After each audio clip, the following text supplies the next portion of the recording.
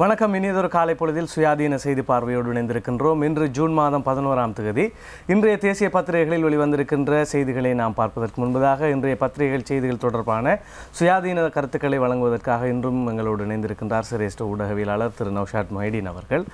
இன்றைய பத்திரிகைகளில் பிரதான தலைப்புச் செய்தி என்று நாம் பார்க்கின்ற போது குறிப்பாக வடபகுதியிலிருந்து இராணுவம் வெளியேற்றப்பட வேண்டும் என்பதாக வடமாகாண முதலமைச்சர் ஒரு கோரிக்கையை விடுத்திருந்தார். தொடர்ச்சியாக அவர் அதை வலியுறுத்தி வருவதை நாம் பார்க்கின்றோம். அதே நேரத்திலே வடமாகாணத்திலிருந்து இராணுவத்தை வெளியேற்றக்கூடாது என்பதான ஒரு ரீதியிலே கருத்துக்கள் தென்பகுதியிலே நிலவி வருவதையும் நாம் பார்க்கின்றோம். இந்த நிலையில் முக்கியமான ஒரு செய்தி இன்று வந்திருக்கின்றது. யாழ்குடாவில் 152 இராணுவ முகாம்களில் 59 நீக்கம். இராணுவ வசம் இருந்த 19,159 ஏக்கர் காணியும் விடுவிப்பு. தென்பகுதியை போன்று வடக்கிலும் சிவில் நிர்வாகம், வடபகுதி பாதுகாப்பில் எந்த அச்சுறுத்தலும் கிடையாது. மொத்தம் 3,46,031 மிதிவடி கன்னிவடிகள் அகற்றல் என்பதான ஒரு கருத்தை தெரிவிக்கப்பட்டிருக்கின்றது. இந்த கருத்தை வழங்கியிருக்கின்றார் யாழ் மாவட்ட கட்டளை தளபதி. இதுவரையில் 2009 இன்று வரையிலும் தான் இந்த 59 முகாம்கள் நீக்கப்பட்டிருக்கிறது. அதே போன்று 19,159 ஏக்கர் காணியும் விடுவிக்கப்பட்டிருக்கின்றது என்பதான கருத்தை வெளியிட்டிருக்கின்றார். வீரகேசரி பத்திரிகையிலும் கூட நாம் இந்த செய்தியை பார்க்கலாம். தினக்குரல் பத்திரிகையில் இவ்வாறு இந்த செய்தி வெளிவந்திருக்கிறது. வடக்கில் இராணுவ குறைப்பு அரசாங்கத்தின் பொறுப்பு, பாதுகாப்பு வழங்குவது எமது கடமை, யாழ் மாவட்ட கட்டளை தளபதி என்பதாக தினக்குரல் பத்திரிகை அந்த செய்தியை தந்திருக்கின்றது. இதே நேரத்தில் தினக்குரல் பத்திரிகையில் மற்றொரு செய்தியையும் நாம் பார்க்கலாம். வடக்கில் குற்றச் செயல்களை கட்டுப்படுத்த போலீசாருக்கு 1 மாத கால அவகாசம் என்பதான ஒரு செய்தியையும் நாம் தினக்குரல் பத்திரிகையில் பார்க்கக்கூடியதாக இருக்கின்றது. இது ஒரு முக்கிய செய்தியாக இன்று எல்லா பத்திரிகைகளிலும், குறிப்பாக அரசாங்க நிறுவனமான லேக் ஹவுஸ் பத்திரிகைகளில் இந்த செய்திக்கு பிரதான இடம் அளிக்கப்பட்டிருப்பதை நாம் பார்க்கக்கூடியதாக இருக்கின்றது. இது தவிர ஏனைய சில ஆங்கில சிங்கள பத்திரிகைகளிலும் கூட இந்த விடயம் பிரதான விடயமாக தரப்பட்டிருக்கின்றது. உங்களுக்கு தெரியும், இந்த நிகழ்ச்சி வாயிலாக கூட நாங்கள் நேற்று முன்தினம் இது தொடர்பான தகவல்களை தந்திருந்தோம். அண்மையில் கொழும்பில் இடம்பெற்ற போதைப்பொருள் கட்டுப்பாடு தொடர்பான ஒரு கலந்துரையாடலில் கலந்து கொண்டு பேசிய பொழுது வடமாகாண முதலமைச்சர் சி வி விக்னேஸ்வரன் வடமாகாணத்தில், அதாவது யாழ்ப்பாணத்தில், யாழ் குடாநாட்டில் போதைப்பொருள் பாவனைக்கு அல்லது போதைப்பொருள் வர்த்தகத்துக்கு அதிகமாக காரணமாக இருப்பவர்கள் இராணுவத்தினர் தான் என்ற ஒரு குற்றச்சாட்டை பகிரங்கமாக முன்வைத்திருந்தார். 2009ஆம் ஆண்டு வரைக்கும் யாழ்ப்பாணத்தில் அல்லது யாழ் குடாநாட்டில் இந்த போதைப்பொருள் பாவனை இருக்கவில்லை. அதன் பிறகுதான் இது அதிகரித்திருக்கின்றது. எனவே படையினர் தான் இந்த நடவடிக்கைகளில் ஈடுபட்டு வருகின்றார்களா என்ற ஒரு வலுவான சந்தேகம் இருப்பதாக அவர் குறிப்பிட்டிருந்தார். அது மட்டுமல்ல, அந்த வைபவத்தில் அவர் பேசும் பொழுது, ஊடகவியலாளர்கள் மத்தியில் பேசும் பொழுது இராணுவத்தினர் மத்தியில் இன்னும் பல்வேறு குற்றச்சாட்டுக்களை சுமத்தியிருந்தார். இந்த போதைப்பொருள் வர்த்தகம் மற்றும் பெண்களின் பாதுகாப்புக்கு இராணுவம் அச்சுறுத்தலாக இருக்கின்றது, நில அபகரிப்பில் தொடர்ந்து ஈடுபட்டு வருகின்றது, இராணுவத்தினரின் நடமாட்டம் காரணமாக மக்களின் இயல்பு வாழ்க்கை பாதிக்கப்பட்டிருக்கின்றது, 6 சிவிலியன்களுக்கு ஒரு சிப்பா என்ற ரீதியில் இராணுவம் அங்கே நிலைநிறுத்தப்பட்டிருக்கின்றது, இராணுவம் வாபஸ் பெறப்பட வேண்டும் என்ற ரீதியில் அவர் கருத்துக்களை முன்வைத்திருந்தார். இதில் இந்த போதைப் பொருட்கள் தொடர்பாக அவர் தெரிவித்திருந்த கருத்துக்கு அபாய ஔடதங்கள் தொடர்பான கட்டுப்பாட்டு சபையின் தலைவர் நேற்று பதிலளித்திருந்தார். அதிலும் அவர் விக்னேஸ்வரனின் குற்றச்சாட்டுக்களை திட்டவட்டமாக மறுத்திருந்தார். யாழ்ப்பாணத்தில் இராணுவம் தான் போதைப்பொருள் வர்த்தகத்தில் அல்லது போதைப்பொருள் பழக்கத்தை மக்கள் மத்தியில் அதிகப்படுத்துவதில், பரவலாக்குவதில் ஈடுபட்டு வருகின்றது என்று குறிப்பிட்டிருந்தார். அதற்கான காரணத்தையும் விக்னேஸ்வரன் முன்வைத்திருந்தார். கல்வி ரீதியாகவும் சிந்தனை ரீதியாகவும் தமது மக்கள் முன்னேற்றம் காண்பதை தடுப்பதற்காகவே இராணுவம் இவ்வாறான மோசடி நடவடிக்கைகளில் ஈடுபட்டு வருகின்றது, இது ஒரு திட்டமிட்ட சதியாக நோக்கப்பட வேண்டியிருக்கின்றது என்றெல்லாம் அவர் குறிப்பிட்டிருந்தார். இந்த குற்றச்சாட்டுகளை, அந்த அபாய ஔடதங்களை கையாளும் அந்த கட்டுப்பாட்டு சபையின் தலைவர் நேற்று வன்மையாக மறுத்திருந்தார். விக்னேஸ்வரின் கூற்றை ஏற்றுக்கொள்ள முடியாது என்று அவர் தெரிவித்திருந்த கருத்துக்களையும் நாங்கள் பார்க்கக்கூடியதாக இருக்கின்றது. அதனை அடுத்து விக்னேஸ்வரனின் இந்த குற்றச்சாட்டுகளுக்கு பதிலளிக்கும் வகையில் நேற்று கொழும்பிலிருந்து ஊடகவியலாளர்கள் குழு ஒன்று விசேட விமானத்தில் யாழ்ப்பாணத்துக்கு அழைத்து செல்லப்பட்டிருக்கின்றார்கள். அவர்கள் அங்கு இடங்களை நேரடியாக பார்வையிடுவதற்கு அனுமதிக்கப்பட்டுள்ளதோடு அதன் பின்னர் யாழ் இராணுவ தளபதியின் கட்டளையிடும் அதிகாரியின் அந்த அலுவலகத்தில் விசேட செய்தியாளர் மாநாடு ஒன்று இடம்பெற்றிருக்கின்றது. அதில் யாழ் குடாநாட்டின் பாதுகாப்புக்கு பொறுப்பாக இருக்கின்ற மேஜர் ஜெனரல் நந்தன உடவத்த தெரிவித்த கருத்துக்கள் தான் இந்த பத்திரிகைகளில் இன்று பிரதான இடம் பிடித்திருப்பதை நாம் பார்க்கக்கூடியதாக இருக்கின்றது. 2009 யாழ் குடாநாட்டில் சுமார் 152 முகாம்கள், இராணுவ முகாம்கள் இருந்ததாகவும் அவற்றுள் இதுவரை 59 முகாம்கள் அகற்றப்பட்டுள்ளதாகவும், ஏனையவை தேவை கருதி, நாட்டின் பாதுகாப்பு கருதி பாதுகாப்பு தேவைகளின் நிமித்தம் தொடர்ந்தும் சில முகாம்கள் இருப்பதாகவும், அதாவது 152இல் 59 முகாம்கள் அகற்றப்பட்டு ஏனைய முகாம்கள் இருப்பதாக அவர் குறிப்பிட்டிருக்கின்றார். ஆனால் அவர் இந்த இராணுவத்தினரின் எண்ணிக்கை பற்றி, எத்தனை இராணுவத்தினர் இந்த எஞ்சியிருக்கின்ற முகாம்களுக்குள் இருக்கின்றார்கள் என்று குறிப்பிடவில்லை. விக்னேஸ்வரன் தெரிவித்திருந்த குற்றச்சாட்டில் யாழ் சனத்தொகையோடு ஒப்பிடும் பொழுது 6 சிவிலியன்களுக்கு ஒரு சிப்பாய் என்ற ரீதியில் சுமார் 1,50,000 வரையில் இராணுவத்தினர் அங்கு இருக்கின்றார்கள் என்று குறிப்பிட்டிருந்தார். எவ்வாறாயினும் அந்த இராணுவம் தனது தேவை கருதி நாட்டின் தேசிய பாதுகாப்பை கருத்தில் கொண்டு இப்பொழுது முகாம்களை வைத்திருக்கின்றது என்று குறிப்பிட்டிருந்தார். விக்னேஸ்வரனுடைய குற்றச்சாட்டிலும் ஒரு குழப்ப நிலை இருந்ததை நாங்கள் நேற்றும் இந்த நிகழ்ச்சி வாயிலாக சுட்டிக்காட்டியிருந்தோம். இராணுவத்தை முழுமையாக வாபஸ் பெற வேண்டும் என்று அவர் கூறுகின்றாராம், அல்லது மிதமிஞ்சிய இராணுவத்தை அங்கிருந்து வாபஸ் பெற வேண்டும் என்று கூறுகின்றாரா என்று அவருடைய கருத்தில் தெளிவாக குறிப்பிடப்படவில்லை. இராணுவம் வாபஸ் பெறப்பட வேண்டும் என்று தான் பத்திரிகைகள் முழுக்க அதற்கு தலைப்பிட்டிருந்தன. எனவே இராணுவத்தை முழுமையாக வாபஸ் பெற வேண்டும் என்பது சாதாரணமாக எந்த ஒரு குடிமகனாலோ அல்லது இராணுவ அதிகாரியினாலோ அரசாங்கத்தாலோ ஏற்றுக்கொள்ள முடியாத ஒரு விடயமாகத்தான் அது இருக்கின்றது. நாட்டின் எல்லா பகுதியிலும் பாதுகாப்பு தேவை கருதி இராணுவம் நிலைநிறுத்தப்பட்டிருக்கின்றது. இலங்கை இறையாண்மைக்கு உட்பட்ட ஒரு பிரதேசம் என்ற வகையில் வடக்கிலும் கிழக்கிலும் கூட இராணுவம் வைத்திருக்க வேண்டும் என்ற ஒரு நியதி இருக்கின்றது. ஆனால் மிதமிஞ்சிய இராணுவம் பற்றி பேசலாம். மிதமிஞ்சிய இராணுவத்தை ஆற்றிக்கொள்வது எல்லோருக்குமே நல்லதாக இருக்கும் என்ற ரீதியில் தான் இந்த கருத்தை நாங்கள் அணுக வேண்டியதாக இருக்கின்றது. இந்த நிலையில் தான் நேற்று அந்த நந்தன உடவத்தை, மேஜர் ஜெனரல் நந்தன உடவத்தை இந்த கருத்தை தெரிவித்திருக்கின்றார். ஏற்கனவே யுத்த கால பகுதியில் சுமார் 152 முகாம்கள் இருந்தன. ஆனால் அவற்றுள் நாங்கள் 59 முகாம்களை ஏற்கனவே நீக்கிவிட்டோம். முகாம்கள் அங்கில்லை. அந்த முகாம்களுக்காக பயன்படுத்தப்பட்ட காணிகள் கூட இப்பொழுது மக்களிடம் கையளிக்கப்பட்டிருக்கின்றன என்று அவர் தெரிவித்திருக்கின்றார். அது மட்டுமல்ல, 19,159 ஏக்கர் காணி மக்கள் பாவனைக்கு இதுவரை விடுவிக்கப்பட்டிருக்கின்றது. அதாவது 2010ஆம் ஆண்டு முதல் இதுவரை 6 கட்டங்களாக இந்த காணிகள் விடுவிக்கப்பட்டிருக்கின்றன என்றும் அவர் தெரிவித்திருக்கின்றார். இதில் அந்த பலாலி பாதுகாப்பு வலயத்துக்குள் மட்டும் அமைந்திருக்கின்ற அந்த பாதுகாப்பு பிரதேச காணிகளில் கூட 6,258 ஏக்கர் காணி விடுவிக்கப்பட்டு அவற்றின் உரிமையாளர்களிடம் கையளிக்கப்பட்டிருக்கின்றது என்று ஊடகவியலாளர்களுக்கு மேஜர் ஜெனரல் நந்தன் உடவத்தை விளக்கம் அளித்திருக்கின்றார். பாதுகாப்பு அச்சுறுத்தல்கள் எதுவும் யாழ்ப்பாணத்தில் இப்போது கிடையாது என்று அவர் தெரிவித்திருக்கின்றார். இதுவும் விக்னேஸ்வரன் தெரிவித்திருந்த ஒரு குற்றச்சாட்டு. மக்களுடைய இயல்பு வாழ்வை பாதிப்பதாக இராணுவத்தின் பிரசன்னம் அமைந்திருக்கின்றது. பெண்களுக்கு பாதுகாப்பு அச்சுறுத்தல் ஏற்பட்டிருக்கின்றது என்றெல்லாம் அவர் குற்றம் சாட்டியிருந்தார். இந்த குற்றச்சாட்டுகளையும் நந்தன் உடவத்தை மறுத்திருக்கின்றார். எந்த விதமான பாதுகாப்பு பிரச்சனையும் இராணுவத்தில் இல்லை. மக்கள் சுதந்திரமாக வாழுகின்றார்கள். மக்களுடைய சுதந்திரமான நடமாட்டத்துக்கு அனுமதி அளிக்கப்பட்டிருக்கின்றது. அவர்களுடைய இயல்பு வாழ்க்கையில் இராணுவம் தலையிடவில்லை. அவர்கள் ஏனைய பிரதேசங்களில் மக்கள் வாழுவதைப் போலவே, ஏனைய பிரதேசங்களில் மக்கள் நடமாடுவதைப் போலவே தங்களுக்கு விருப்பமான இடங்களுக்கு சென்று வரக்கூடிய நிலையில் தான் மக்கள் வாழ்ந்து கொண்டிருக்கின்றார்கள் என்று அவர் தெரிவித்திருக்கின்றார். இந்த வடமாகாணத்தில் அல்லது யாழ் குடாநாட்டு பிரதேசத்துக்குள் இராணுவ நிர்வாகம் கிடையாது. நாட்டின் ஏனைய பகுதிகளில் இருப்பது போன்ற சிவில் நிர்வாகம் தான் அங்கும் காணப்படுகின்றது என்பதையும் அவர் உறுதி செய்திருக்கின்றார். காணிகள் இருந்த அந்த படைப்பிரிவு விடுவிக்கப்பட்டு அந்த படைப்பிரிவு பொறுப்பேற்றிருந்த காணிகள் பெரும்பாலும் விடுவிக்கப்பட்டிருக்கின்றன. எஞ்சிய சில காணிகள் இன்னமும் சில தேவைகளுக்காக வைக்கப்பட்டிருக்கின்றன. அதனை விடுவிப்பது இராணுவத்தின் பொறுப்பல்ல. காணிகளை விடுவிக்க வேண்டும் என்ற முடிவை அரசாங்கம் எடுக்க வேண்டும். அரசாங்கம் அவ்வாறு முடிவு செய்கின்ற பொழுது இராணுவம் அதனை விடுவதில் எந்த பிரச்சனையும் இல்லை. எங்களுக்கு காணிகளை கைப்பற்றுவதற்கு கூட உரிமை இல்லை. காணிகளை கைப்பற்றுவது கூட அரசாங்கம் வர்த்தமானி அறிவித்தல் மூலம் அந்த அறிவித்தலை விடுத்து இராணுவத்துக்கு பொறுப்பேற்று தருகின்றதை தவிர நாங்கள் இராணுவத்தை காணிகளை அபகரிக்கவில்லை. அதே போல் அதை எங்களால் விடுவிக்கவும் முடியாது. எங்களிடம் தரப்பட்ட காணிகளை நாங்கள் பாதுகாக்க வேண்டும். அது எங்களுடைய பொறுப்பில் இருக்கின்றது. அரசாங்கம் ஒரு கொள்கை ரீதியான முடிவை எடுத்து விடுவிக்க சொன்னால் நாங்கள் ஏற்கனவே விடுவித்திருப்பது போல் ஏனைய காணிகளையும் விடுவிப்பதற்கு தயாராக இருக்கின்றோம் என்று அவர் குறிப்பிட்டிருக்கின்றார். இது தொடர்பான விரிவான தகவல்களை இன்று தினகரன் பத்திரிகைக்குள் பார்க்கக்கூடியதாக இருக்கின்றது. எந்தெந்த கால பகுதியில் எவ்வளவு ஏக்கர் காணிகள் எந்தெந்த பிரதேசங்களில் விடுவிக்கப்பட்டன என்ற ஒரு முழுமையான விவரத்தை தினகரன் பத்திரிகை செய்திக்கு உள்ளே நாங்கள் விரிவாக பார்க்கக்கூடியதாக இருக்கின்றது. வடக்கில் மீண்டும் பயங்கரவாதம் தலை தூக்குவதற்கு இராணுவம் ஒருபோதும் இடமளிக்காது என்று அவர் குறிப்பிட்டிருக்கின்றார். இராணுவம் நாட்டின் பாதுகாப்பு கருதி மிகவும் அர்ப்பணத்தோடு பணியாற்றி வருகின்றது. தொடர்ந்தும் அந்த அர்ப்பணத்துடன் இராணுவம் பணியாற்றும். கன்னிவெடிகள் அகற்றப்பட்டமை தொடர்பாகவும் அவர் சில தகவல்களை தந்திருக்கின்றார். இதுவரை 99.44 வீதமான கன்னி வெடிகள், சகல விதமான கன்னி வெடிகளும் யாழ் குடாநாட்டிலிருந்து அகற்றப்பட்டிருக்கின்றன.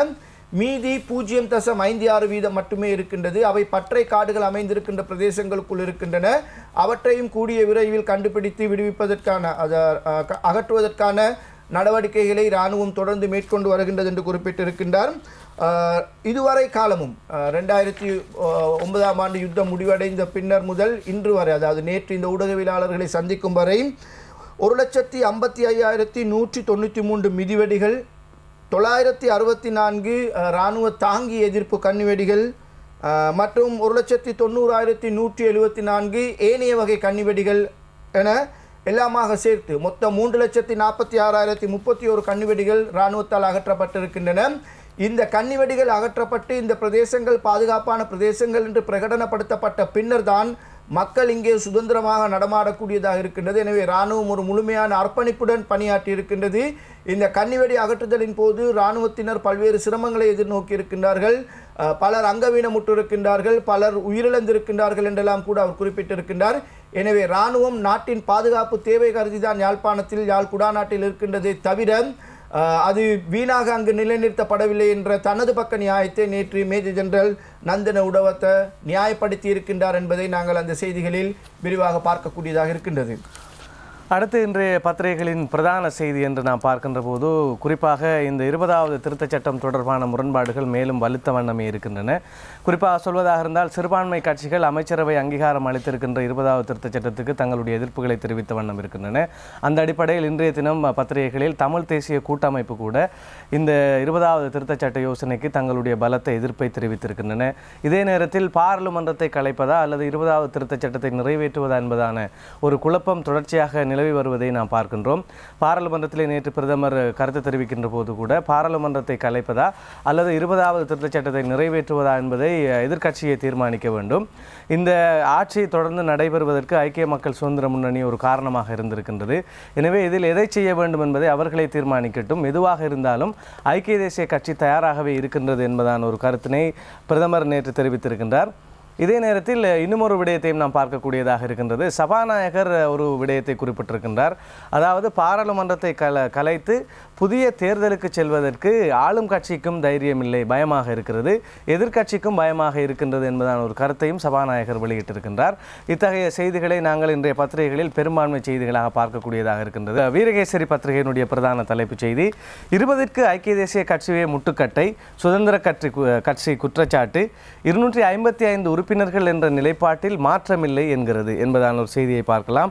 அதே நேரத்தில் வீரகேசரி பத்திரிகையில் மற்றொரு செய்தி, பாராளுமன்றம் கலைப்பா 20வது திருத்தமா, எதிர்க்கட்சியை தீர்மானிக்க வேண்டும் என்கிறார் ரணில் என்பதான ஒரு செய்தியையும் பார்க்கலாம். இன்னும் ஒரு செய்தியை வீரகேசரி பத்திரிகை தந்திருக்கின்றது. அமைச்சரவை அங்கீகரித்துள்ள 20வது திருத்த சட்ட மூலத்தை ஏற்க முடியாது, ஜனாதிபதி பிரதமரிடம் எடுத்துரைக்க தமிழ் தேசிய கூட்டமைப்பு தீர்மானம் என்பதான ஒரு செய்தியையும் வீரகேசரி பத்திரிகையில் பார்க்கலாம். தினகரன் பத்திரிகையின் தலைப்புச் செய்தியாக 20வது திருத்தம் பாராளுமன்ற கலைப்பு, எதிரணி விரும்பியதை எதிர்கொள்ள தயார், ஒழுங்கு பத்திரத்தின்படி செயற்பட வேண்டும், பாராளுமன்றத்தில் பிரதமர் தெரிவிப்பு என்பதாக தினகரன் பத்திரிகை பிரதான தலைப்புச் செய்தியாக அந்த செய்தியை தந்திருக்கின்றது. தினக்குரல் பத்திரிகையில் 20 வேண்டுமா அல்லது பாராளுமன்றத்தை கலைப்பதா, எதிரணி தீர்மானிக்க வேண்டும் பிரதமர் என்பதாக பிரதமரினுடைய புகைப்படத்துடன் கூடிய ஒரு செய்தியாக அந்த செய்தி காணப்படுகின்றது. தினகரன் பத்திரிகையில் மற்றொரு செய்தி, பிரதமருக்கு எதிரான நம்பிக்கையில்லா பிரேரணை, கையொப்பமிட்டோர் வாபஸ் பெற விருப்பம், சபை முதல்வர் கிரியல்ல, ஒருபோதும் வாபஸ் பெற போவதில்லை, மஹிந்த ஆதரவு எம்பிக்கள் என்பதாக தலைப்புச் செய்தி தரப்பட்டிருக்கிறது. டெய்லி நியூஸ் பத்திரிகையிலே சபாநாயகரை மேற்கோள் காட்டி பிரதான தலைப்புச் செய்தி வரையப்பட்டிருக்கிறது. போத் சைட்ஸ் ஃபியர் டிசல்யூஷன் என்பதாக அது தலைப்பட்டிருக்கின்றது. இரண்டு பக்கத்தாரும் பாராளுமன்றத்தை கலைப்பதற்கு பயப்படுகிறார்கள் என்பதாகத்தான் டெய்லி நியூஸ் பத்திரிகை அந்த தலைப்புச் செய்தியை தந்திருக்கின்றது. இதே நேரத்தில் அதே தலைப்புச் செய்தியை திவைன பத்திரிகையும் பிரதான தலைப்புச் செய்தியாக தந்திருக்கின்றது. சந்தேகட்டை அன்ன ஆண்டுவத் பயாய் விபக்ஷியாத் பயாய் என்பதாக அந்த தலைப்புச் செய்தியை சபாநாயகரின் புகைப்படத்துடன் கூடிய ஒரு செய்தியாக தந்திருக்கின்றது. டெய்லி நியூஸ் பத்திரிகையில் மற்றொரு செய்தி, parliament not being dissolve due to needs of the opposition என்பதாக பிரதமரை மேற்கோள் காட்டி அந்த செய்தியும் தரப்பட்டிருக்கிறது. இது நாம் ஏற்கனவே உங்களுக்கு நேற்றும் சொன்னோம், 20 குறித்து இப்பொழுது பேச தொடங்கி இருக்கின்றோம். இப்பொழுதுதான் 20 சூடேற தொடங்கி இருக்கின்றது. இதற்கிடையில் நேற்று ஒரு அரசல் புரசலாக ஒரு தகவல் 21 வரப்போவதாக, ஆனால் நிச்சயம் அது இந்த பாராளுமன்றத்தில் வராது, பெரும்பாலும் அடுத்த பாராளுமன்றத்தில் தான் 21 பற்றி பேசப்படும் என்று நான் நினைக்கின்றேன். அந்த செய்தியில் நாங்கள் கவனம் செலுத்தவே இல்லை. இப்போதைக்கு 21 வேண்டாம், 20ஓடு நிறுத்திக் கொள்வோம் என்ற ரீதியில் தான் நாங்கள் இந்த செய்திகளை அணுகிக் கொண்டிருக்கின்றோம். நேற்று பாராளுமன்றம் கூடிய பொழுது மிகவும் பிரதானமாக எதிர்பார்க்கப்பட்ட விடயம் அரசியல் சாசன சபையின் அமைவு உறுதி செய்யப்படும். அது உறுதியாக அங்கு முடிவெடுக்கப்படும்.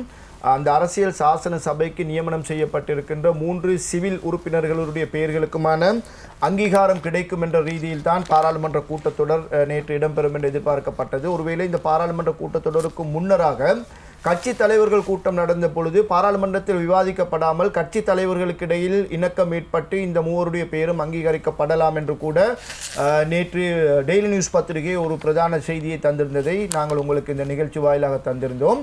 ஆனால் எதிர்பார்க்கப்பட்டது போல் நேற்றும் பாராளுமன்றத்தில் இந்த அரசியல் சாசன சபை குறித்து எந்த விதமான முடிவும் எடுக்கப்படவில்லை என்பதுதான் மிகவும் கவலைக்குரிய விடயமாக இருக்கின்றது. இன்றைய காலகட்டத்தில் மக்கள் பெரிதும் எதிர்பார்ப்பது 20வது திருத்தத்தையோ அல்லது பிரதமர் மீதான நம்பிக்கையில்லா தீர்மானத்தையோ அல்லது ரவி கருணாநாயக்க மீதான நம்பிக்கையில்லா தீர்மானத்தையோ அல்ல, அரசியல் சாசன சபை செயற்பட வேண்டும் என்பதுதான் சிவில் சமூகங்களினதும் மக்களினதும் கருத்தாக இருக்கின்றது. ஆனால் மக்கள் பிரதிநிதிகள் என்று தங்களை பாராளுமன்றத்துக்குள் சொல்லிக் கொண்டிருப்பவர்கள் இதிலிருந்து தொடர்ந்து நழுவி சென்று கொண்டிருப்பதைத்தான் நாங்கள் மிகவும் வேதனையோடு அவதானிக்கக்கூடியதாக இருக்கின்றது.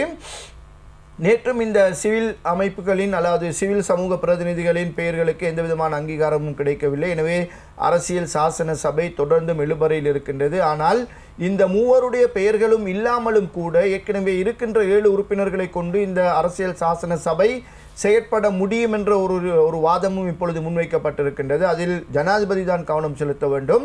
அப்படியானால் அவர் தான் அது தொடர்பாக இறுதி முடிவு எடுக்க வேண்டும் என்ற ஒரு நிலை இருக்கின்றது. ஆனால் அவர் இது தொடர்பாக இன்னும் எந்த விதமான கருத்தை முன்வைக்கவில்லை. இவ்வாறான நிலைமையில் தான் நேற்று பாராளுமன்றம் கூடிய பொழுது பிரதமருக்கு எதிரான நம்பிக்கையில்லா தீர்மானம், 20வது திருத்தச் சட்டம் மூலம் பாராளுமன்ற கலைப்பு, இந்த 3 விடயங்கள் குறித்து தான் பெரும்பாலான கருத்துக்கள், வாத பிரதிவாதங்கள், கேலி கிண்டல் கூச்சல் குழப்பம் எல்லாமே இடம்பெற்றிருந்ததை நாங்கள் அவதானிக்கக்கூடியதாக இருந்தது. 20வது தீர்மானமா அல்லது நம்பிக்கையில்லா தீர்மானமா, எதிர்க்கட்சியினருக்கு எது தேவை என்று பிரதம மந்திரி நேற்று பாராளுமன்றத்தில் கேள்வி எழுப்பியிருக்கின்றார். 20வது திருத்தம் நிறைவேற்றப்பட வேண்டுமானால் நம்பிக்கையில்லா தீர்மானத்தை எப்படி கொண்டு வருவது? நம்பிக்கையில்லா தீர்மானம் நிறைவேற்றப்பட்டால் 20வது தீர்மானம் முடக்கப்பட்டு விடுமே, 20வது தீர்மானம் கொண்டு வரப்பட வேண்டும் என்று ஆர்வமாக குரல் கொடுத்தவர்கள் நீங்கள் தானே என்று அவர் குறிப்பிட்டிருக்கிறார். அது மட்டுமல்ல, இந்த நிகழ்ச்சி வாயிலாக நாம் ஏற்கனவே உங்களுக்கு தெரிவித்த ஒரு கருத்து நேற்று பிரதமர் மூலமாக சபையில் வந்திருக்கின்றது. அதாவது மஹிந்த தரப்பு, முன்னாள் ஜனாதிபதி மஹிந்த ராஜபக்சவின் தரப்பினர் மக்களால் இப்பொழுது நிராகரிக்கப்பட்ட தரப்பினர் ஜனவரி மாதம் 9ஆம் தேதி மக்கள் வழங்கிய புதிய ஆணையின் மூலம், புதிய தீர்ப்பின் மூலம் மைத்ரிபால சிறிசேன ஜனாதிபதியாக தெரிவு செய்யப்பட்டது முதல் 2010ஆம் ஆண்டில் மஹிந்த ராஜபக்சவுக்கு வழங்கப்பட்ட மக்கள் ஆணை காலாவதியாகிவிட்டது, அது செயலிழந்து விட்டது என்பதுதான் இப்பொழுது ஐக்கிய தேசிய கட்சி முன்வைத்திருக்கின்ற வாதம். ஏற்கனவே இந்த நிகழ்ச்சி வாயிலாக இந்த கருத்தை நாங்கள் உங்களுக்கு வழங்கியிருந்தோம். இதுதான் உண்மையான யதார்த்த நிலை. இப்போதைய பாராளுமன்றத்தில் அவர்கள் பெரும்பான்மை என்று கூறிக்கொள்வது 2010ஆம் ஆண்டு அவர்களுக்கு கிடைத்த பெரும்பான்மை. ஆனால் அந்த பெரும்பான்மை பலம் 2015ஆம் ஆண்டு ஜனவரி மாதம் 8ஆம் தேதி இடம்பெற்ற தேர்தலின் மூலம் நிராகரிக்கப்பட்டிருக்கின்றது என்பதை அவர்கள் மறந்துவிட்டு பேசிக் கொண்டிருக்கின்றார்கள். இன்னமும் பாராளுமன்ற பெரும்பான்மை தங்களிடம் இருக்கின்றது என்ற அந்த ஆணவத்தில் மஹிந்த தரப்பினர் ஆடிக்கொண்டிருக்கின்றார்கள் என்பதை தான் நாங்கள் இப்போதைய நடைமுறைகள் ரீதியாக பார்க்கக்கூடியதாக இருக்கின்றது. இதனை பிரதம மந்திரி நேற்று சபையில் முன்வைத்திருக்கின்றார். அது மட்டுமல்ல இந்த மக்கள் தீர்ப்பானது மதிக்கப்பட வேண்டிய ஒன்றாக இருக்கின்றது. புதிய அரசாங்கத்துக்கு மக்கள் ஆணை வழங்கி இருக்கின்றார்கள். அதனை பாராளுமன்ற சதி மூலம் அகற்றிக் கொள்வதற்கோ அல்லது பாராளுமன்ற சதி மூலம் ஆட்சியை கைப்பற்றுவதற்கோ எடுக்கப்படுகின்ற எந்த விதமான முயற்சிகளையும் அனுமதிக்க முடியாது என்று பிரதம மந்திரி நேற்று திட்டவட்டமாக தெரிவித்திருக்கின்றார். அப்படி வேண்டுமானால் மீண்டும் ஒரு மக்கள் ஆணையை பெறுவதற்காக நாங்கள் எல்லோரும் மக்கள் முன்னிலையில் செல்வோம், மக்கள் என்ன தீர்ப்பளிக்கின்றார்கள் என்பதை பார்ப்போம், அந்த தீர்ப்பை ஏற்றுக்கொண்டு எமது அடுத்த கட்ட நடவடிக்கைகளை தொடங்குவோம் என்று குறிப்பிட்டிருக்கின்றார். பாராளுமன்றம் ஏப்ரல் மாதம் 23ஆம் தேதியோடு 100 நாள் வேலை திட்ட முடிவோடு கலைக்கப்பட வேண்டும் என்ற முடிவில் தான் ஐக்கிய தேசிய கட்சியும் இருந்தது. நாங்களும் அதே முடிவில் தான் இருந்தோம். அதாவது ஏப்ரல் மாதம் 23ஆம் தேதியோடு பாராளுமன்றம் கலைக்கப்பட்டு புதிய தேர்தலுக்கு செல்ல வேண்டும் என்ற நிலைப்பாட்டைத்தான் நாங்களும் தொடர்ந்து வலியுறுத்தி வந்தோம். ஆனால் 20வது திருத்த சட்ட மூலத்தை கொண்டு வர வேண்டும் என்ற எதிர்க்கட்சியினரின் நிலைப்பாடு காரணமாக, எதிர்க்கட்சியினரின் தேவை காரணமாகத்தான் இந்த பாராளுமன்றம் இப்பொழுது நீடிக்கப்பட்டிருக்கின்றது. எனவே எந்த நேரத்திலும் இந்த பாராளுமன்றத்தை கலைத்துவிட்டு தேர்தலுக்கு செல்ல நாங்கள் தயார், நீங்கள் தயாரா என்று கேள்வி எழுப்பியிருக்கின்றார். இதில் இன்னொரு சூட்சுமமும் அடங்கி இருக்கின்றது. 20வது திருத்தச் சட்டத்தை, தேர்தல் முறை மாற்றத்தை கொண்டு வராமல் இப்போது இருக்கின்ற தேர்தல் முறையின் கீழ் தேர்தலை சந்திக்க வேண்டும் என்பதுதான் ஐக்கிய தேசிய கட்சியின் ஆரம்பம் முதலான ஒரு திட்டமாக இருக்கின்றது. ஒருவேளை அந்த திட்டத்தை நிறைவேற்றுவதற்காகத்தான் 20வது திருத்தச் சட்டம் மூலம் தொடர்பாக ஏனைய கட்சிகள் தெரிவித்த யோசனைகள், ஏனைய கட்சிகள் முன்வைத்த ஆலோசனைகள், அவற்றோடுடான கலந்துரையாடலின் போது உள்வாங்கப்பட்ட கருத்துக்கள் என்பனவற்றை எல்லாம் புறம் தள்ளிவிட்டு சர்ச்சைக்குரிய விதத்தில் பிரதம மந்திரி இந்த 20வது திருத்தச் சட்ட மூலத்தை அமைச்சரவையில் சமர்ப்பித்தாரா என்ற கேள்வி இப்பொழுது எழுந்திருக்கின்றது. காரணம், அவரால் சமர்ப்பிக்கப்பட்டிருக்கின்ற இந்த 20வது திருத்தச் சட்ட மூலம் இப்பொழுது பெரும் சர்ச்சைக்குரிய விடயமாக இருக்கின்றது. இன்றும் கூட சில கருத்துக்களை நாம் பார்க்கக்கூடியதாக இருக்கின்றது. இதை ஏற்றுக்கொள்ள முடியாது என்ற நிலையில் தான் ஸ்ரீலங்கா சுதந்திர கட்சியும் ஒரு உறுதியான நிலையில் இருக்கின்றது. ஏனைய தமிழ் கட்சிகள், குறிப்பாக மலையக கட்சிகள், சிறுபான்மை கட்சிகள் என்பனவும் அதே வகையான நிலைப்பாட்டில் தான் இருக்கின்றன. எனவே ஒருவேளை இந்த 20வது திருத்தச் சட்டத்தை முடக்குவதற்காக, அதற்கு முட்டுக்கட்டை ஏற்படுத்துவதற்காக பிரதமர் வகுத்திருக்கின்ற ஒரு அரசியல் வியூகம் தான் இந்த ஏற்பாடா என்பது கூட இப்பொழுது ஒரு சந்தேகத்தை கிளப்பியிருக்கின்ற நிலையில்தான் நேற்று இந்த விடயங்கள் குறித்து சபையிலும் கருத்து பரிமாறல்கள் இடம்பெற்றிருக்கின்றன. நம்பிக்கையில்லா தீர்மானம் குறித்து பிரதம மந்திரி பேசும் பொழுது, நம்பிக்கையில்லா தீர்மானம் இன்னமும் பாராளுமன்ற ஒழுங்கு பத்திரத்தில் சேர்க்கப்படவில்லை. அதேபோல் 20வது திருத்தச் சட்டம் தொடர்பான தீர்மானமும் இன்னமும் பாராளுமன்ற ஒழுங்கு பத்திரத்திற்குள் வரவில்லை.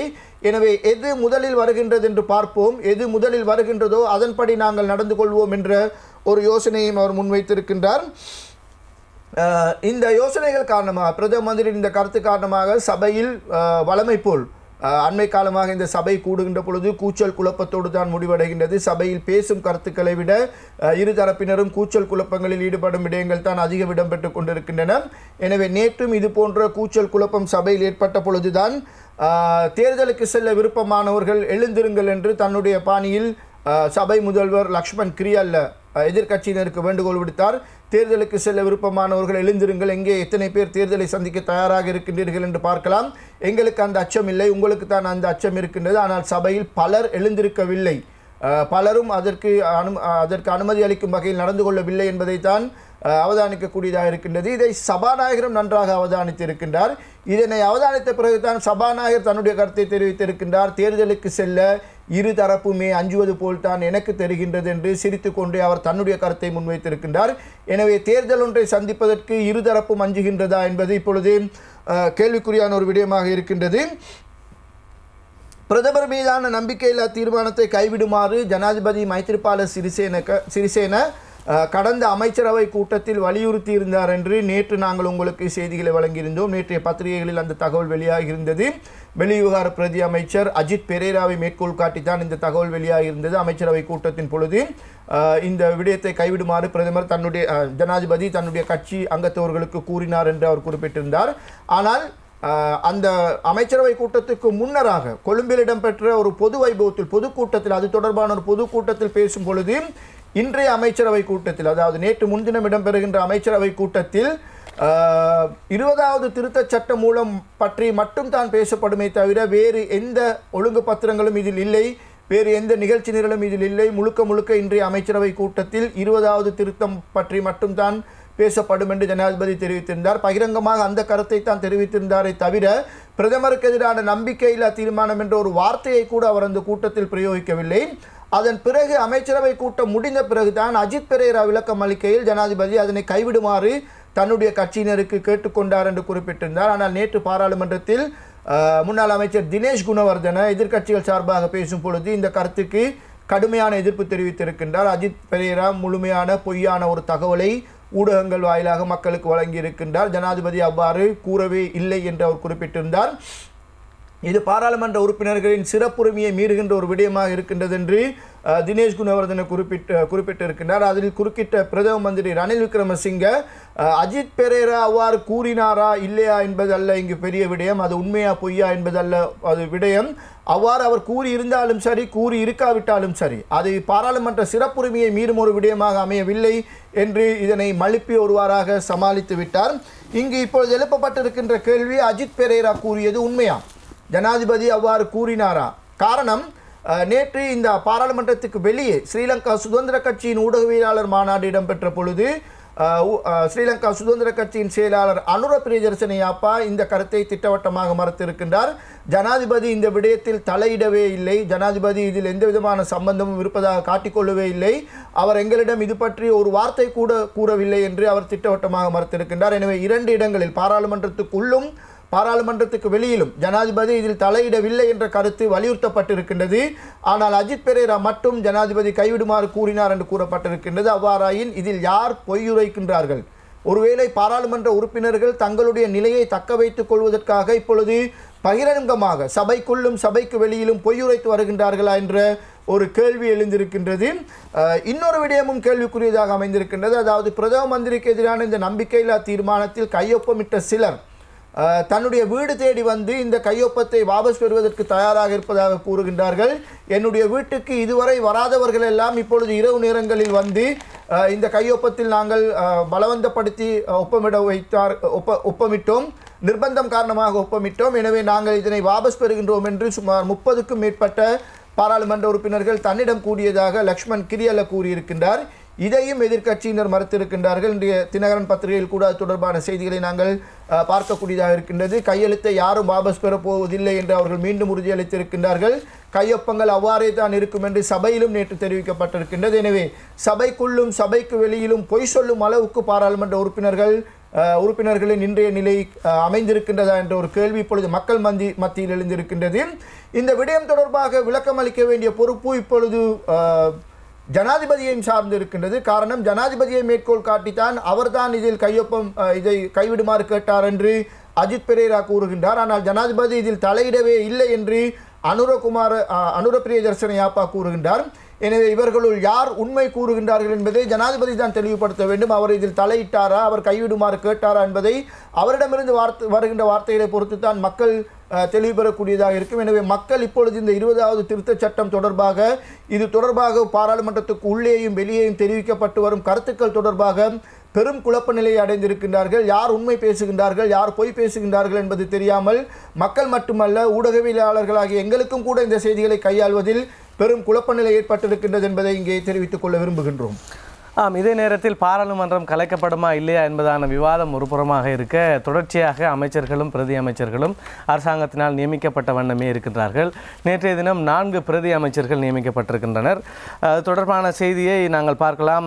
தினகரன் பத்திரிகையிலே 4 பிரதி அமைச்சர்கள் நியமனம் என்பதாக ஒரு செய்தி தரப்பட்டிருக்கிறது. தினக்குரல் பத்திரிகையில் பிரதி அமைச்சர்களாக 4 பதவியேற்பு என்பதாக அவர்களுடைய புகைப்படத்துடன் கூடிய ஒரு செய்தியாக காணப்படுகின்றது. சனத் ஜெயசூரிய, திலங்க சுமதிபால, விஜய தகநாயக்க, எரிக் வீரவர்தன் ஆகிய 4 தான் இவ்வாறு பிரதி அமைச்சர்களாக நியமிக்கப்பட்டிருக்கிறார்கள். டெய்லி நியூஸ் பத்திரிகையிலும் president appoints 4 new deputy ministers என்பதாக தலைப்புச் செய்தி தரப்பட்டிருக்கிறது. தி ஐலண்ட் பத்திரிகையிலும் கூட Sanath Jayasuriya, Thilanga among 4 more deputy ministers என்பதான ஒரு செய்தி தரப்பட்டிருக்கிறது.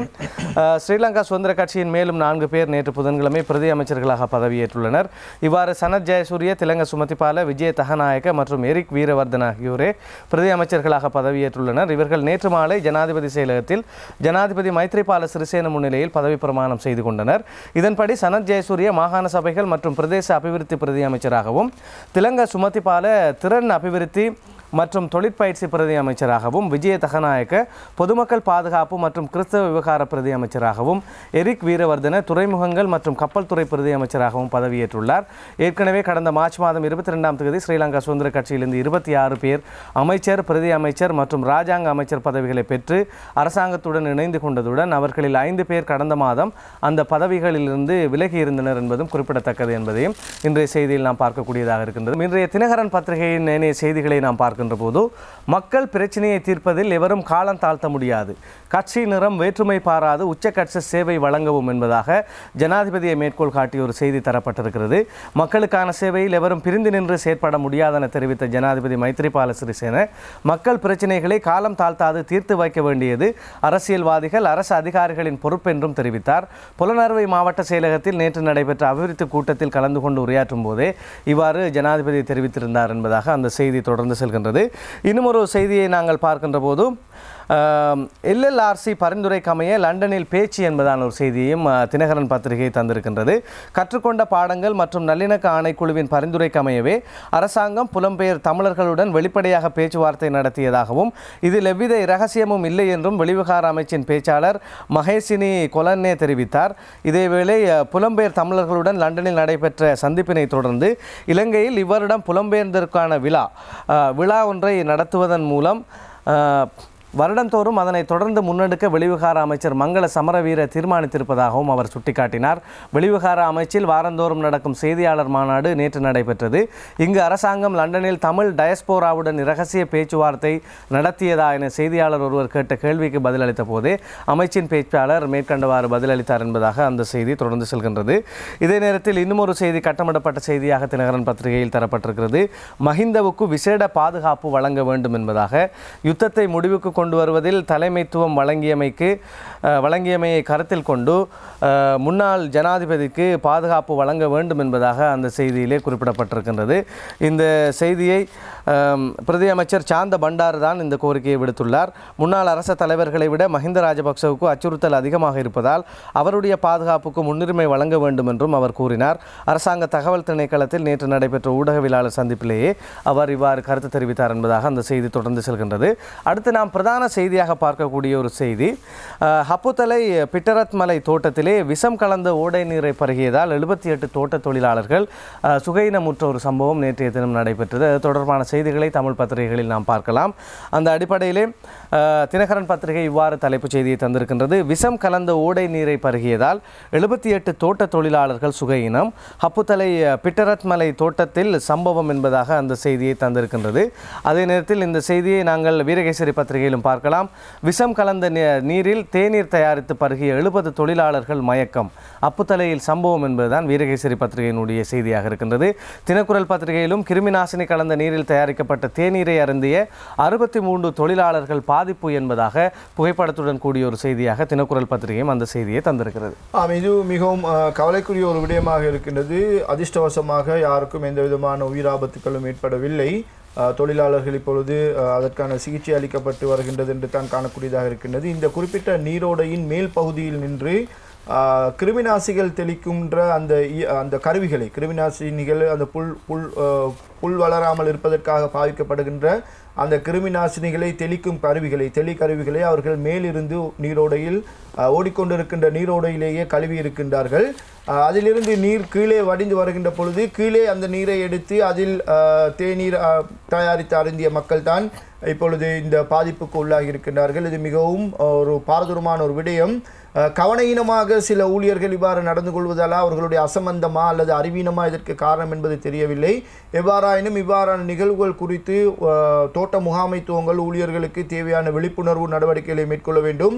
ஓடுகின்ற நீரோடையில் இவ்வாறான விஷப் பொருட்களை அல்லது விஷம் கலக்கின்ற அந்த விஷத்தை பாவிக்கின்ற கருவிகளை உபகரணங்களை கழுவுகின்ற பொழுது அது நிச்சயம் தண்ணீரில் கலந்து கீழே அந்த நீர் வழிந்து வருகின்ற பொழுது கீழே இருந்து அதனை பாவிப்பவர்களுக்கு அது பாதிப்பை ஏற்படுத்தும் என்பது இந்த மக்களுக்கு அறிவூட்டப்பட வேண்டிய ஒரு விடயமாக இருக்கின்றது. எனவே இது தொடர்பாக தோட்ட நிர்வாகங்கள் உரிய கவனம் எடுத்து சம்பந்தப்பட்ட தரப்பினருக்கு இது தொடர்பாக அறிவூட்டல் நிகழ்வுகளை மேற்கொண்டால், அறிவூட்டல் செயற்பாடுகளை மேற்கொண்டால் எதிர்காலத்தில் இவ்வாறான அனர்த்தங்கள் இடம்பெறாமல் தடுத்துக்கொள்ள முடியும் என்பதே எங்களுடைய அவதானிப்பாக இருக்கின்றது. இதே நேரத்தில் நாங்கள் ஏனைய செய்திகள் என்று பார்க்கின்ற போது அப்துல் கலாம் மீண்டும் வருகிறார் என்கின்ற செய்தியை தினக்குரல் பத்திரிகை தந்திருக்கின்றது. தினகரன் பத்திரிகையிலும் அந்த செய்தியை பார்க்கலாம். சக்தி வள மாநாட்டில் டாக்டர் அப்துல் கலாம் என்பதாக அந்த செய்தி தரப்பட்டிருக்கின்றது. இலங்கையில் நடைபெறவிருக்கும் ஆசிய சக்தி வள மாநாட்டில் கலந்து கொள்வதற்காக இந்தியாவின் முன்னாள் குடியரசுத் தலைவர் APJ அப்துல் கலாம் இலங்கை வருகை தரவிருப்பதாக வெளிவிவகார அமைச்சு பேச்சாளர் மகேசினி கொலன்ன நேற்று செய்தியாளர் மாநாட்டில் தெரிவித்தார். வெளிவிவகார அமைச்சின் வாராந்த செய்தியாளர் மாநாட்டின் போதே அவர் இத்தகவலை வெளியிட்டார். எரிசக்தி மின்சக்தி அமைச்சர் பாட்டாளி சம்பிக்க ரணவக்க கடந்த 8ஆம் 9ஆம் திகதிகளில் புதுடில்லிக்கான விஜயம் ஒன்றை மேற்கொண்ட போது கொழும்பில் இம்மாதம் 26, 27ஆம் திகதிகளில் நடைபெற இருக்கின்ற ஆசிய சக்தி வள மாநாட்டில் பிரதம அதிதியாக கலந்து கொள்ளுமாறு அழைக்கும் ஜனாதிபதி மைத்ரிபால சிறிசேனவின் அழைப்பை முன்னாள் குடியரசுத் தலைவர் அப்துல் கலாமிடம் கையளித்தார். அந்த அழைப்பை ஏற்றுக்கொண்டு இந்த மாநாட்டில் பங்கேற்க வருவதாக ஏற்றுக்கொண்டுள்ளார். இந்த மாநாடு இம்மாதம் 26, 27 தேதிகளில் கொழும்பு ஹில்டன் ஹோட்டலில் நடைபெறவிருப்பது குறிப்பிடத்தக்கதாகும். இதற்கு முன்னர் 2012ஆம் ஆண்டில் இலங்கையில் நடைபெற்ற மும்மொழி மாநாட்டில் முக்கிய அதிதியாக அப்துல் கலாம் பங்கேற்றமை குறிப்பிடத்தக்கது என்பதாக அந்த செய்தியை நாம் பார்க்கலாம். ஏனைய செய்திகள் என்று பார்க்கின்ற போது இன்னும் ஒரு முக்கிய செய்தி இடம் பிடித்திருக்கிறது ஏனைய பத்திரிகைகளில். அதாவது குறிப்பாக தங்கம் கடத்தப்படுகின்றது. விமான நிலையம் ஊடாக தங்க கடத்தல் தொடர்ச்சியாக நடந்து வருகின்றது. இதனை கட்டுப்படுத்துவதற்காக பல்வேறு நடவடிக்கைகள் எடுக்கப்படுகின்றன. அத்தோடு இவ்வாறு தங்கம் கடத்தப்படுபவர்கள் அங்கே கைது செய்யப்படுகின்ற நிலைமையும் நாம் தொடர்ச்சியாக பார்க்கின்றோம். அந்த அடிப்படையில் நேற்றைய தினம் ஒரு சம்பவம் நடந்திருக்கின்றது. 5 கோடி ரூபாய் பெறுமதியான 10 கிலோ தங்கம் கடத்தப்பட்டிருக்கிறது. கணக்காய்வாளரான பெண் கைது என்பதான ஒரு செய்தியை பார்க்கலாம். தினக்குரல் பத்திரிகை அந்த செய்தியை இவ்வாறு தந்திருக்கிறது. 5 கோடி பெறுமதியான 10 கிலோகிராம் தங்கம் கடத்தல், கணக்காய்வாளரான பெண் கைது என்பதாக தினக்குரல் பத்திரிகை அந்த செய்தியை தந்திருக்கின்றது. தினகரன் பத்திரிகையிலே உள்ளாடைக்குள் 100 தங்க பிஸ்கட்டுகள், கணக்காள பெண் கைது என்பதாக தினகரன் பத்திரிகை அந்த செய்தியை தந்திருக்கின்றது. அதே போன்று வீரகேசரி பத்திரிகையிலும் 5 உள்ளாடைகள் அணிந்து 10 கிலோகிராம் தங்கம் கடத்திய பெண் கணக்காளர் கைது என்பதாக விபரமாக அந்த செய்தியை அவர்கள் தந்திருக்கின்றார்கள்.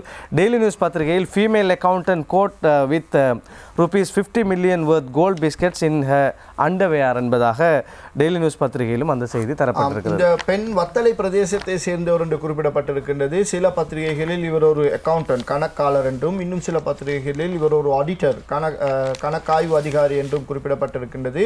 தனியார் துறை ஒன்றில் வேலை செய்து கொண்டிருப்பவர் என்றும் கூட சில செய்திகளில் நாம் பார்க்கக்கூடியதாக இருக்கின்றது. அடிக்கடி துபாய் சென்று வரும் பழக்கம் இவரிடம் இருந்திருக்கின்றது. இவர் தொடர்பாக சில தகவல்கள் சுங்க திணைக்களத்தினருக்கு கிடைத்திருக்கின்றது. அதனை அடுத்து அவர்கள் இவருடைய விஜயத்தின் பொழுது இவரை நெருக்கமாக கண்காணிக்க தொடங்கி இருக்கின்றார்கள். மிக நீண்ட அவதானிப்பின் பின்னர் தான் நேற்று அதிகாலை இந்த பெண் வரும்பொழுது அவருடைய நடமாட்டத்தில் சந்தேகம் ஏற்பட்டு அவரை அழைத்து சோதித்து பார்த்த பொழுது தன்னுடைய அந்தரங்க பகுதியில் தான் இந்த தங்க கட்டிகளை மறைத்து வைத்திருக்கின்றார். சாதாரணமாக தங்க கட்டிகளை உடலுக்குள் அந்தரங்க பகுதி வழியாகவும் அல்லது பின்புற வழியாகவும் ஆசன வழியாகவும் உடலுக்குள் மறைத்து வைத்து கொண்டு வருபவர்களும் இருக்கின்றார்கள். ஆனால் இந்த பெண் வித்தியாசமான முறையில் இவற்றை ஒவ்வொரு சிறு சிறு பொதிகளாக செய்து அவை அனைத்தையும் தன்னுடைய அந்தரங்க பகுதியோடு சேர்த்து இணைத்து அது கீழே விழுந்து விடாமல் இருப்பதற்குத்தான் 5 உள்ளாடைகளை அணிந்திருக்கின்றார் என்று ஆரம்ப கட்ட விசாரணைகளின் மூலம் தெரிய வந்திருக்கின்றது. துபாயில் தான் சந்தித்த ஒரு அறிமுகமற்ற நபர் தனக்கு இதை தந்ததாகத்தான் இந்த பெண் குறிப்பிட்டிருக்கின்றார். ஆனால் அந்த வாக்குமூலத்தை ஏற்றுக்கொள்வதற்கு சுங்க திணைக்களத்தினர் தயாராக இல்லை. அவர்கள் இப்பொழுது கட்டுநாயக்க விமான நிலையத்திலிருந்து இந்த பெண்ணை மத்திய சுங்க பிரிவுக்கு கொண்டு வந்து விசாரணைக்கு உட்படுத்தி இருக்கின்றார்கள். சுங்க சட்டத்தின் பிரகாரம் தொடர்ந்து அவரை இன்னும் ஒரு மணித்தியாலங்கள் அளவில் தடுத்து வைத்து விசாரிக்க முடியும். அதன் பின்னர் அதற்கான தடுப்பு உத்தரவை பெற்று கூட அவரை தடுத்து வைத்து நீண்ட விசாரணைக்கு உட்படுத்த முடியும் என்று சுங்க திணைக்கள பேச்சாளர் தெரிவித்திருக்கின்றார். இவ்வாறான குற்றவாளிகள் கண்டுபிடிக்கப்படும் பொழுது, கடத்தல்காரர்கள் கண்டுபிடிக்கப்படும் பொழுது பொதுவாக அந்த கடத்தப்பட்ட பொருள் அரசுடைமையாக்கப்பட்டு அதற்கான தண்டனை அவர்களுக்கு வழங்கப்பட்டு அவர்கள் தண்டப்பணத்தை கட்டிவிட்டு வெளியே சென்று விடுகின்றார்கள். எனவே இதனுடைய மூலாதாரம் என்னவென்பதை கண்டுபிடிக்க முடியாத நிலை இருக்கின்றது. யார் இதன் பின்னணியில் செயற்படுகின்றார்கள், இவர்களை இயக்குபவர்கள் யார், இவர்களுக்கு இந்த தங்கம் கொண்டு வருவதற்கான வழிமுறைகளை செய்து கொடுப்பவர்கள் யார் என்பதெல்லாம் ஆராயப்பட வேண்டிய விடயமாக இருக்கின்றது. எனவே அவ்வாறு ஆராய்வதற்கு இவ்வாறு நேரடியாக கடத்தலில் ஈடுபடுபவர்களை தடுத்து வைத்து முழுமையான விசாரணைக்கு உட்படுத்தினால்தான் அது சாத்தியமாகும் என்று குறிப்பிட்டிருக்கின்றார்கள். இப்போதைக்கு இந்த பெண் தெரிவித்திருக்கின்ற அந்த அடையாளம் தெரியாத ஒரு நபர் தான் தனக்கு இந்த தங்கத்தை தந்தார் என்று குறிப்பிட்டிருக்கின்றார். அதனை ஏற்றுக்கொள்ள முடியாது. அடையாளம் தெரியாத ஒரு நபர் இவரிடம் 5 கோடி ரூபாய் பெறுமதியான தங்கத்தை நிச்சயம் கொடுத்திருக்க மாட்டார். இவரும் அவ்வளவு சிரமப்பட்டு அதனை கொண்டு வந்திருக்க மாட்டார். எனவே இதில் இவருக்கு ஏதோ சம்பந்தம் இருக்கின்றது என்ற சந்தேகம் இப்பொழுது சுங்க திணைக்களத்துக்கு எழுந்திருக்கின்றது. அது தொடர்பாக அவர்கள் மேலதிக விசாரணைகளை நடத்தி வருகின்றார்கள் என்பதை தான் அந்த செய்திகளை நாம் விரிவாக பார்க்கக்கூடியதாக இருக்கின்றது. அடுத்து தினகரன் பத்திரிகையில் இன்னும் ஒரு செய்தி. நிதி மோசடிகள் எனது காலத்தில் இடம்பெற்றிருந்தால் நிரூபிக்கட்டும், மத்திய வங்கியின் முன்னாள் ஆளுநர் சவால் என்பதான ஒரு செய்தியை பார்க்கலாம். ஏனைய பத்திரிகைகளிலும் கூட இந்த செய்திக்கு முக்கியத்துவம் கொடுத்திருக்கிறார்கள். எனது பதவிக்காலத்தில் இலங்கை மத்திய வங்கியில் நிதி மோசடிகள் இடம்பெற்றிருந்தால் அவற்றை நிரூபித்து காட்டுங்கள் என்று அவ்வங்கியின் முன்னாள் ஆளுநர் அஜித் நிவாட் கப்ரால் சவால் விடுத்துள்ளார். இலங்கை மத்திய வங்கி ஆளுநராக தாம் பதவி வகித்த காலத்தில் எந்த நிதி மோசடியுமே இடம்பெறவில்லை என்பதை தம்மால் உறுதிபட கூற முடியும் என்றும் அவர் குறிப்பிட்டார். திரைசேரி நிதி விநியோக மோசடியை மூடி மறைக்கவே தமக்கு எதிராக பொய் குற்றச்சாட்டுகள் சுமத்தப்படுவதாகவும் அவர் கூறினார். தினகரன் நாளிதழுக்கு வழங்கிய விசேட பேட்டியின் போதே மத்திய வங்கியின் முன்னாள் ஆளுநர் அஜித் நிவாட் கப்ரால் மேற்கண்டவாறு குறிப்பிட்டிருக்கிறார். அவர் தொடர்ந்தும் குறிப்பிடுகையில், நான் 9 வருடங்களுக்கு முன்னர், அதாவது 2005 இலங்கை மத்திய வங்கியின் ஆளுநராக நியமிக்கப்பட்டேன். அப்போது இந்நாட்டின் தனிநபர் வருமானம் $1350 காணப்பட்டது. அது 9 வருடங்கள் கழிந்த பின்னர் $3650 வரை அதிகரித்துள்ளது. அதேபோன்று 2005 $24 பில்லியன் காணப்பட்ட இந்நாட்டு பொருளாதாரம் 9 வருடங்கள் கழிந்த பின்னர் $75 பில்லியன் வரை அதிகரித்துள்ளது என்பதாக அவர் தெரிவித்திருக்கின்ற கருத்தை நாம் அந்த செய்தி வாயிலாக பார்க்க முடியும். இன்னும் ஒரு செய்தி, வித்யா கொலை உயர் போலீஸ் அதிகாரியிடமும் விசாரணை என்பதாக தினக்குரல் பத்திரிகையில் கட்டமிடப்பட்ட செய்தியாக அந்த செய்தி தரப்பட்டிருக்கிறது. வித்யாவினுடைய கொலையுடன் தொடர்புடைய சந்தேக நபர் ஒருவர் போலீசாரிடமிருந்து தப்பித்து சென்றமை தொடர்பில் யாழ் மாவட்டத்திற்கு பொறுப்பாக உள்ள உயர் போலீஸ் அதிகாரி ஒருவரிடமும் குற்ற புலனாய்வு பிரிவினர் விசாரணைகளை ஆரம்பித்துள்ளனர் என்பதாக அந்த செய்தி தொடர்ந்து செல்கின்றது. இதே நேரத்தில் நேற்றைய தினம் புத்தளத்தில் மீண்டும் ஒரு கூட்டு வன்புணர்வு நடந்திருப்பதான ஒரு செய்தியையும் வீரகேசரி பத்திரிகையில் பார்க்கலாம். மாணவி மீது கூட்டு வன்புணர்வு, புத்தளத்தில் சம்பவம், 3 கைது என்பதாக அந்த செய்தி தலைப்பிடப்பட்டிருக்கின்றது. புத்தளம் போலீஸ் பிரிவிற்குட்பட்ட கல்லடி பிரதேசத்தில் 17 வயதுடைய மாணவி ஒருவரை பாலியல் வல்லுறவுக்குட்படுத்திய குற்றச்சாட்டின் பேரில் அச்சிறுமியின் காதலர் உட்பட மேலும் 2 இளைஞர்கள் புத்தளம் போலீசாரால் கைது செய்யப்பட்டுள்ளனர் என்பதாக அந்த செய்தி தொடர்ந்து செல்கிறது. அதில் ஒரு முக்கிய தகவல், இந்த மாணவியினுடைய காதலர் இவர் டியூஷன் முடிந்து வரும் பொழுது அவரை மோட்டார் சைக்கிளில் ஏற்றிக்கொண்டு ஒரு தென்னந்தோட்டத்துக்கு கொண்டு சென்றிருக்கின்றார். அந்த தென்னந்தோட்டத்தில் யாரும் இல்லை என்று நினைத்து கொண்டு தான் இவர் மீது அவர் முதலில் பாலியல் குற்றம் புரிந்திருக்கின்றார். ஆனால் அவருக்கு தெரியாமல் 2 நபர்கள் மறைந்திருந்து தங்களுடைய கையடக்க தொலைபேசி வழியாக இந்த காட்சிகளை பதிவு செய்திருக்கின்றார்கள். பின்னர் அந்த இடத்துக்கு அவர்கள் இருவரும் வந்து இந்த மாணவியை எங்களுக்கும் தர வேண்டும், இல்லை என்றால் இதனை நாங்கள் இணையதளத்தில் பதிவேற்றுவோம் என்று கூறி அச்சுறுத்தல் விடுத்திருக்கின்றார்கள். உடனே காதலன் இந்த பெண்ணை கைவிட்டு விட்டு அந்த இடத்தில் இருந்து ஓடிவிட்டாராம். அதன் பிறகு அவர்கள் இருவரும் மாறி மாறி இந்த பெண் மீது குற்றம் புரிந்திருக்கின்றார்கள். இப்பொழுது அந்த குற்றம் புரிந்த இருவரும் அதன் பின்னர் இந்த மாணவி வீட்டுக்கு சென்று முறைப்பாடு செய்து போலீசார் விசாரணைகளை மேற்கொண்டுதான் சந்தேக நபர்கள் இருவரையும் அவரோடு சேர்த்து இந்த காதலி அந்த இடத்தில் கைவிட்டு சென்ற அந்த அவருடைய காதலனையும் சேர்த்து 3 கைது செய்திருக்கின்றார்கள் என்று அதில் நாங்கள் விவரமாக பார்க்கக்கூடியதாக இருக்கின்றது. அடுத்து நாங்கள் இன்றைய பத்திரிகைகளில் வெளிவந்திருக்கின்ற கேலி சித்திரங்களை பார்க்கலாம். அந்த அடிப்படையிலே முதலாவதாக வீரகேசரி பத்திரிகையினுடைய கேலி சித்திரம். வீரகேசரி பத்திரிகையின் கேலி சித்திரம், மைத்ரிபால சிறிசேன 165 என்ற அந்த குடத்தை சுமந்து கொண்டிருக்கின்றார். ரணில் விக்ரமசிங்க 125 என்று பாராளுமன்ற உறுப்பினர்களின் எண்ணிக்கை புதிய தேர்தல் விதிமுறைகளின் கீழ் அதிகரிக்கப்பட வேண்டும் என்ற ஒரு கருத்து இருக்கின்றது. ஆனால் ரணில் விக்ரமசிங்க இப்பொழுது சமர்ப்பித்திருக்கின்ற அந்த யோசனைகளில் அதிகரிக்கப்படாமல் அப்படியே இருப்பதைத்தான் இது குறிப்பிடுகின்றது. 125 165 என்று அவர்கள் கோஷமிட்டுக் கொண்டிருக்கிறார்கள். நான் ஆரம்பத்தில் இது தொடர்பாக பேசும் பொழுது குறிப்பிட்டது போல் மக்கள் தான் இப்பொழுது குழம்பி போயிருக்கின்றார்கள், என்ன நடக்கின்றது என்று தெரியாமல். டெய்லி மிரர் பத்திரிகையினுடைய கேலி சித்திரம். டெய்லி மிரர் பத்திரிகையின் கேலி சித்திரம், மக்கள் இப்பொழுது அதல பாதாளத்தில் தொங்கிக் கொண்டிருக்கின்றார்கள். அரசியல்வாதிகளின் கையில் அவர்களை காப்பாற்றுவதற்கான கயிறு இருக்கின்றது. இருந்தாலும் அவர்களை காப்பாற்றுவதா அல்லது கைவிடுவதா என்ற ரீதியில் யோசித்துக் கொண்டிருப்பது போல்தான் இந்த காட்சி வரையப்பட்டிருக்கின்றது. அடுத்து திவைன பத்திரிகையினுடைய கேலி சித்திரம். திவைன பத்திரிகையின் கேலி சித்திரம், எதிர்க்கட்சி தலைவர் நிமல் சிறிபாலடி சில்வாவை மையமாக கொண்டு வரையப்பட்டிருப்பதாக நினைக்கின்றேன். ஒரு புறத்தில் சால்வை அவரை கை நீட்டி வரவேற்கின்றது, இன்னொரு புறத்தில் இன்னொரு கரமும் அவரை வரவேற்கின்றது. அவர் ஜனாதிபதியின் கரங்களாக இருக்க வேண்டும் என்று நினைக்கின்றேன்.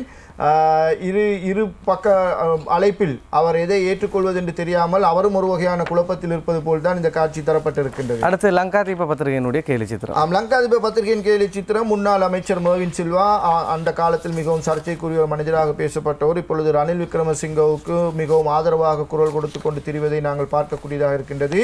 ஓரிரு தினங்களுக்கு முன்னர் கண்டி அஸ்கிரிய பீடத்தில் மகாநாயக்க தேரரை சந்தித்த போது கூட அவர் அங்கும் ரணில் விக்ரமசிங்கவுக்கு ஆதரவான கருத்துக்களை தெரிவித்திருந்தார். ரணில் விக்ரமசிங்கவுக்கு எதிரான நம்பிக்கையில்லா தீர்மானத்தில் நான் கையொப்பமிடவில்லை, இதனை சொல்வதற்கு எனக்கு எந்த பயமும் இல்லை என்று கூட அவர் குறிப்பிட்டிருந்தார். ரணிலை அவர் தாங்கிக் கொண்டிருப்பது போல்தான் இந்த காட்சி வரையப்பட்டிருக்கின்றது. இந்த அளவில் நாங்கள் இன்றைய சுயாதீன செய்தி பார்வையில் இருந்து விடைபெற்றுக் கொள்கின்றோம். மீண்டும் நாளை சுயாதீன செய்தி பார்வையில் உங்கள் அனைவரையும் சந்திக்கும் வரை நன்றி, வணக்கம்.